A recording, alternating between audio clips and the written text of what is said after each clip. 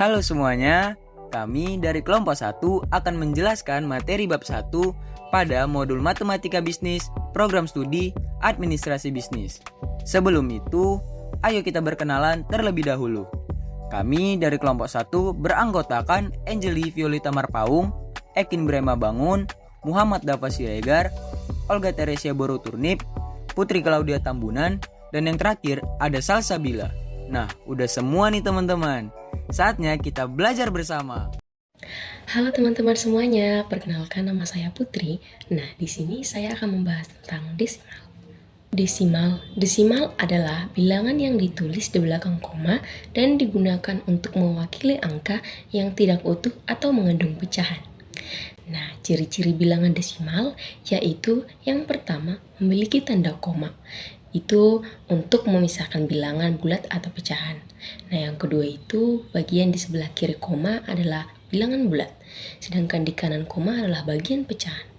Nah, yang ketiga, semakin jauh letak angka setelah koma, semakin kecil nilainya. Misalkan pada bilangan 0,5, angka 5 menempati tempat persepuluhan. Pada 0,05, angka 5 berada di tempat perseratusan, dan seterusnya. Nah, di sini ada contoh bilangan desimal seperti 3,5, 7,25, 0,75. Nah, di sini kita akan membahas cara mengubah desimal ke pecahan. Yang pertama, lihat posisi angka di belakang koma. Apakah di persepuluhan, perseratusan, dan sebagainya. Yang kedua, tuliskan angka di belakang koma sebagai pembilang angka di atas. Yang ketiga, pembaginya atau penyebut adalah angka 10, 100, 1000, dan seterusnya, tergantung jumlah angka yang di belakang koma. Yang keempat, sederhanakan pecahan jika memungkinkan. Misalnya 0,5 sama dengan 5/10. Nah, kita sederhanakan jadi 1/2. 0,75 sama dengan 75/100, kita sederhanakan menjadi 3/4. Nah, di sini aku akan membuat contoh soal. Jika teman-teman menemukan soal seperti ini, mari ikuti aku biar aku kasih tahu triknya supaya teman-teman tahu di mana letak komanya. Nah, soalnya ialah 0,15 dikali 0,3. Nah, pembahasannya, kita tinggal hitung dulu. Untuk angka di belakang koma, yaitu 15 dikali 3 sama dengan 45. Lalu kita hitung lagi total angka yang di soal itu ada berapa. Contohnya 0,15 ada 2 angka di belakang koma. 0,3 ada 1 di belakang koma. Nah, 2 tambah 1 jadi 3, berarti ada 3 angka di belakang koma, berarti ini jadi 0,045. Nah, di sini coba aku challenge teman-teman dengan soal 0,4 dikali 0,2. Kira-kira berapa ya jawabannya? Silahkan teman-teman tulis di komentar ya. Halo teman-teman, kembali lagi bersama saya Putri. Nah, di sini saya akan membahas tentang operasi berganda. Operasi berganda mengacu pada proses perhitungan yang melibatkan beberapa operasi matematika seperti penjumlahan, pengurangan, perkalian, pembagian, atau pangkat yang harus dilakukan secara berurutan sesuai prioritas operasi atau aturan operasi.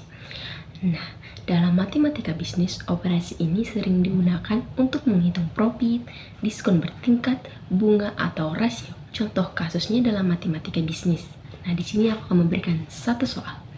Nah, soalnya ialah sebuah perusahaan membeli 50 barang dengan harga satuan Rp200.000. Perusahaan mendapatkan diskon 10% untuk pembelian lebih dari 40 unit. Selain itu, barang dikenakan pajak PPN 11%. Setelah diskon, berapa total biaya yang harus dibayarkan? Nah, mari kita ke penyelesaiannya. Di sini, yang pertama kita harus hitung total harga awal tanpa diskon. Nah, total harga awal sama dengan jumlah barang dikali harga satuan sama dengan 50 dikali 200.000 sama dengan 10 juta. Yang kedua, hitung besarnya diskon 10%. Diskon sama dengan 10% dikali total harga awal 0,1 dikali 10.000 sama dengan 1 juta. Kemudian nomor 3, hitung harga setelah diskon. Harga setelah diskon sama dengan total harga dikurang diskon sama dengan 10.000 dikurang 1 juta sama dengan 9 juta. Yang keempat, hitung PPN 11%. PPN sama dengan 11% dikali harga setelah diskon sama dengan 0,11 dikali 9 juta sama dengan 990.000. Yang kelima, hitung total biaya yang harus dibayarkan. Total biaya sama dengan harga setelah diskon ditambah PPN sama dengan 9 juta ditambah 990.000 sama dengan 9.990.000. Total biaya yang harus dibayarkan adalah 9.990.000. Kesimpulannya adalah dalam matematika bisnis, operasi berganda sangat penting untuk menghitung transaksi melibatkan diskon, pajak, atau bunga secara akurat. Aturan prioritas operasi harus diterapkan dengan benar agar hasil perhitungan sesuai. Nah, sekian. Semoga operasi berganda yang saya terangkan bermanfaat ya teman-teman. Terima kasih. Saya Olga Teresia Borutunip ingin menjelaskan materi dari matematika bisnis yang berjudul pecahan. Pecahan ialah bilangan yang disajikan A garis B dibaca A per B, di mana bilangan A sebagai pembilang dan bilangan B sebagai penyebut. Adapun sifat-sifat penjumlahan pada pecahan. Yang pertama itu penjumlahan. Rumusnya A per B ditambah C per B sama dengan A tambah C per B. Contohnya itu 3/7 ditambah 2/7 sama dengan 3 tambah 2/7 sama dengan 5/7. Ada yang kedua itu pengurangan. Rumusnya A per B dikurang C per B sama dengan A dikurang C per B. Contohnya itu 3/7 dikurang 2/7 sama dengan 3 dikurang 2/7 sama dengan 1/7. Yang ketiga ada perkalian. Rumusnya A per B dikali C per D sama dengan A dikali C per B dikali D. Contoh dari perkalian itu 2/3 dikali 5/7 sama dengan 2-nya dikali dengan 5 per 3 dikali 7, hasilnya itu 10/21. Yang keempat itu ada pembagian. Rumusnya itu A per B dibagi C per D sama dengan A per B dikali D per C. Contohnya itu 2/3 dikali 5/7 sama dengan 2/3 dikali 7/5 sama dengan 14/5. Dari pembagian didapatkan hasilnya 14/15 itu karena dibalikkan 5/7 jadi 7/5. Adapun jenis-jenis di pecahan. Yang pertama itu pecahan biasa. Pecahan biasa adalah pecahan yang terdiri dari pembilang dan penyebut, di mana pembilang lebih kecil dari penyebutnya. Contohnya itu 1/2, 2/3, 3/5, 4/7, 7/11, dan sebagainya. Yang kedua itu ada pecahan senilai. Pecahan senilai adalah pecahan yang nilainya sama. Contohnya itu 4/7 dikali 2/2 sama dengan 4 dikali 2/7 kali 2 sama dengan 8/14, atau 4/7 kali 3/3 sama dengan 4 kali 3/7 kali 3 sama dengan 12/21. Jadi 4/7 dan 8/14 hasilnya itu 12/21, merupakan pecahan senilai. Hasilnya dikatakan 12/21 itu karena 4 tambah 8 dan 7/14 sama dengan hasilnya itu 12/21. Yang ketiga itu ada pecahan campuran. Pecahan campuran itu ialah pecahan yang terdiri dari bilangan bulat utuh dan bilangan pecahan. Contohnya itu 1/2 ditambah 3 1/2 sama dengan 2 ditambah 3 per 1/2 tambah 1/2, jadi hasilnya 5 2/2. Yang keempat itu ada pecahan desimal. Pengertian dari pecahan desimal adalah pecahan dengan penyebut 10, 100, 1000, dan seterusnya, serta dinyatakan dengan tanda koma. Contohnya itu yang pertama 1/2/5 sama dengan 1 ditambah 2/5, jadi 1 ditambah 0,4, jadi hasilnya 1,4. Yang kelima itu ada pecahan persen atau per 100. Pecahan persen adalah salah satu bentuk pecahan dengan penyebut 100. Contohnya itu 15% sama dengan 15 dibagi 5 per 100 dibagi 5, jadi hasilnya 3/20. Hasil dari 3/20 itu karena 15 dibagi 5 itu hasilnya 3, serta 100 dibagi 5 hasilnya 20, jadi bisa dibilang hasilnya 3/20. Begitulah caranya. Saya akan menjelaskan akar pangkat. Akar pangkat adalah konsep dalam matematika yang berkaitan dengan operasi kebalikan dari pemangkatan. Dalam pemangkatan, kita mengalihkan bilangan yang sama beberapa kali, sedangkan dalam pangkat kita mencari bilangan yang jika dikalikan dengan pangkatnya sendiri akan menghasilkan bilangan yang diinginkan. Pertama, itu adalah akar kuadrat. Akar kuadrat adalah jenis akar pangkat yang paling umum dan biasanya dilambangkan dengan simbol akar. Akar kuadrat dari suatu bilangan adalah bilangan yang jika dikalikan dengan dirinya sendiri atau pangkat 2 akan menghasilkan bilangan asli tersebut. Misalnya, akar 16 itu hasilnya 4, karena 4 dikali 4 sama dengan 16. Yang kedua itu ada akar pangkat 3. Akar pangkat 3 adalah bilangan yang jika dipangkatkan dengan 3 kali, dikali dengan dirinya sendiri sebanyak 3 kali akan menghasilkan bilangan yang diakarkan. Contohnya, 3 akar 27 sama dengan 3. Itu karena 3 dikali 3 dikali 3 sama dengan 27. Berbeda dengan akar kuadrat, akar pangkat 3 dan bilangan negatif tetap ada dalam bilangan real. Misalnya 3 akar min 8 itu sama dengan min 2. Itu karena min 2 dikali min 2 dikali min 2 sama dengan 8. 3 itu ada akar pangkat n. Secara umum, akar pangkat adalah bilangan yang jika dipangkatkan dengan n akan menghasilkan bilangan yang diakarkan. Notasinya ditulis sebagai n akar x, di mana n adalah pangkat akar dan x adalah bilangan yang ingin dicari akarnya.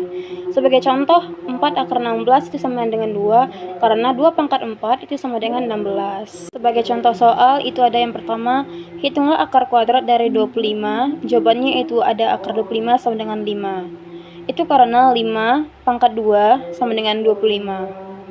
Yang kedua, itu adalah hitunglah akar pangkat 3 dari 3 akar min 64 itu sama dengan min 4, karena 4 dikali 4 dikali 4 itu sama dengan 64. Lalu kita masuk ke materi penyederhanaan.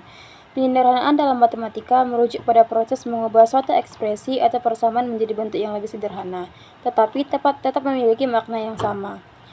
Penyederhanaan bertujuan untuk membuat perhitungan lebih mudah dan lebih cepat dilakukan. Berikut adalah beberapa konsep utama dalam penyederhanaan, terutama dalam konteks aljabar dan matematika dasar. Yang pertama itu ada penyederhanaan pecahan. Menyederhanakan pecahan berarti mengubah pecahan menjadi bentuk yang lebih sederhana dengan cara mencari faktor persekutuan terbesar atau FPB antara pembilang dan penyebut, kemudian membaginya. Sebagai contoh, itu adalah 18/24 disederhanakan menjadi 2/4 karena FPB antara 18 dan 24 adalah 6, sehingga pembilang dan penyebut dibagi dengan 6. Penyederhanaan ekspresi aljabar. Penyederhanaan ekspresi aljabar melibatkan penggabungan suku-suku sejenis dan menggunakan hukum-hukum aljabar untuk mempermudah bentuknya.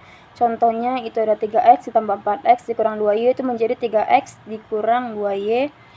3x ditambah 4x dikurang 2y menjadi 7x dikurang 2y. Di sini suku-suku yang memiliki variabel yang sama yaitu 3x dan 4x yang digabungkan.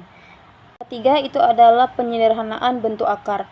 Bentuk akar dapat disederhanakan dengan cara mencari faktor kuadrat dari angka dalam akar dan mengeluarkannya. Contohnya itu akar 50 disederhanakan menjadi 5 akar 2 karena 50 dikurang 25 dikali 2 dan akar 25 sama dengan 5. 4 itu adalah penyederhanaan persamaan. Dalam menyederhanakan persamaan, kita mengurangi kompleksitas persamaan dengan menggabungkan suku-suku yang sejenis atau melakukan operasi lain seperti distribusi atau faktorisasi. Contohnya 2 buka kurung x ditambah 3 dikurang 4 dikurang 6. Penyederhanaannya persamaannya 2x tambah 6 dikurang 4 dikurang 6 itu sama dengan 2x ditambah 2 dikurang 6 itu menjadi 2x dikurang 4 menjadi x dikurang 2, x min 2. 5 itu adalah penyederhanaan dalam bentuk rasional. Penyederhanaan bentuk rasional melibatkan proses mengubah atau menyederhanakan suatu ekspresi yang mengandung pecahan aljabar dengan cara menggabungkan atau membagi suku-suku. Contohnya a pangkat 3 dikali a pangkat 2 itu sama dengan a pangkat 3 tambah 2 sama dengan a pangkat 5. Itu adalah penyederhanaan bentuk eksponen. Penyederhanaan bentuk eksponen melibatkan penerapan aturan eksponen untuk mengurangi kompleksitas ekspresi. Contohnya a pangkat 3 dikali a pangkat 2 dikurang a pangkat 3 ditambah 2 itu sama dengan a pangkat 5. aturan eksponen yang digunakan di sini adalah A pangkat M dikali A pangkat N sama dengan A pangkat N ditambah. Saya Angel Stefani Violeta Marpaung. Di sini saya ingin menjelaskan mengenai barisan aritmatika. Nah, barisan aritmatika adalah bilangan dengan pola yang tetap berdasarkan operasi penjumlahan dan pengurangan. Dengan kata lain, setiap suku yang ada pada barisan aritmatika diperoleh dari suku sebelumnya dengan menambah bilangan tetap. Misal, AN adalah suku barisan ke N, maka AN sama dengan A ditambah N dikurang 1 dikali B. Untuk membuktikannya, kita dapat mengurutkannya dari suku pertama, lalu kita teruskan untuk suku kedua, ketiga, hingga suku ke N. Seperti A1 sama dengan A, A2 sama dengan A ditambah B, A3 sama dengan A ditambah 2B, A4 sama dengan A ditambah 3B, dan seterusnya. Dengan memperhatikan pola ini, kita dapat memperoleh kesimpulan yaitu AN sama dengan A ditambah N dikurang 1 dikali B. Lebih umumnya, suku barisan ke N dapat ditulis dengan AN sama dengan AM ditambah N dikurang M dikali B, di mana M selalu lebih kecil dari N. Rumus suku barisan yaitu UN sama dengan A ditambah N dikurang 1 dikali B, atau UN sama dengan UN dikurang 1 ditambah B. Nah, dalam materi barisan aritmatika selalu ada materi beda. Beda itu merupakan selisih antara kedua suku. Rumusnya ialah B sama dengan AN dikurang A buka kurung N dikurang 1. Contoh soalnya ialah sebagai berikut. Suku ke-40 dari barisan bilangan 7, 5, 3, 1, titik adalah, nah yang kita ketahui, suku pertamanya ialah 7. Beda antara kedua suku dapat kita cari menggunakan rumus beda, yaitu -2. Lalu untuk mencari suku ke-40, kita dapat menggunakan rumus barisan bilangan yaitu UN sama dengan A ditambah N dikurang 1 dikali B. Karena kita mencari suku ke-40, maka yang kita tulis adalah U40 sama dengan kita masukkan suku pertamanya yaitu 7, ditambah N yang ingin kita cari yaitu 40, dikurang 1, lalu bedanya adalah -2. U40 sama dengan 7 ditambah 40 dikurang 1 sama dengan 39, dikali -2. U40 sama dengan 7, ditambah 39 dikali -2, sama dengan -78. U40 sama dengan 7 ditambah -78, sama dengan -71. Nah, yang selanjutnya deret aritmatika. Deret aritmatika adalah jumlah dari beberapa suku dalam barisan aritmatika. Jika kita memiliki barisan aritmatika, maka deret aritmatika adalah hasil penjumlahan dari N suku pertama dalam barisan tersebut. Rumus deret aritmatika.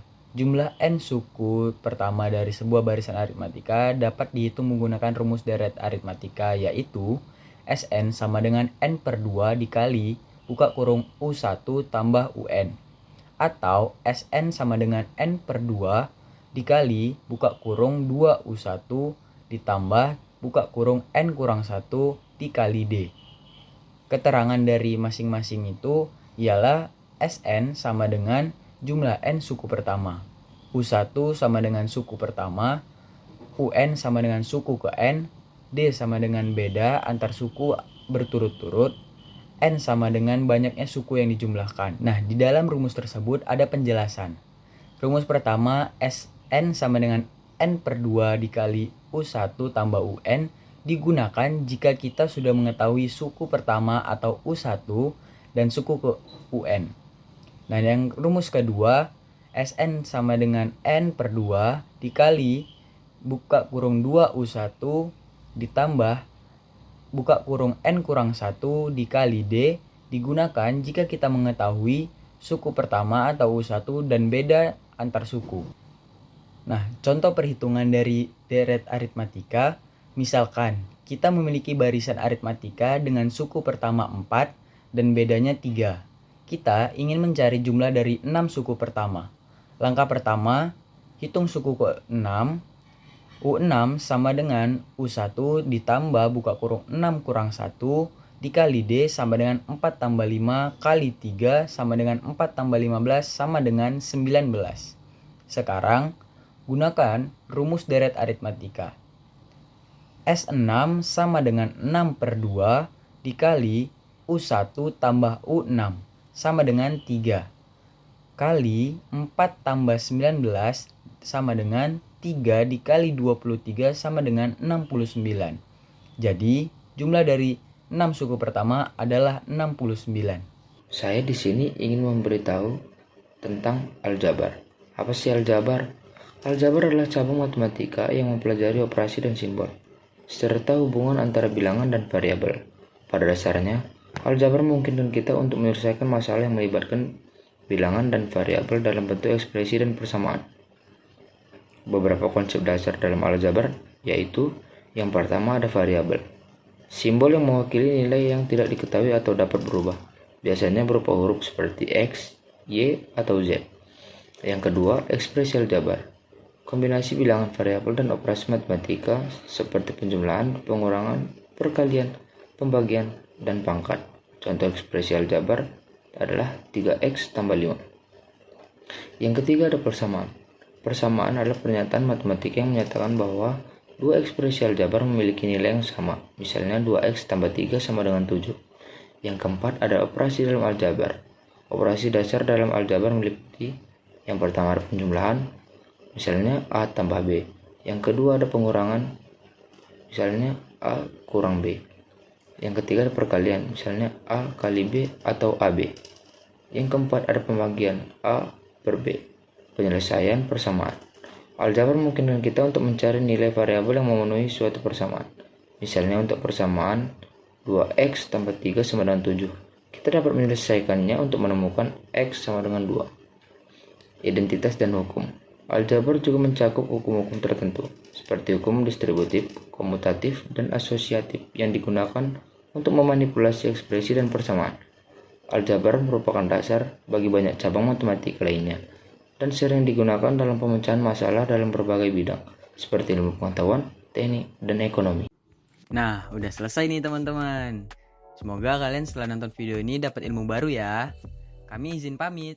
Bye.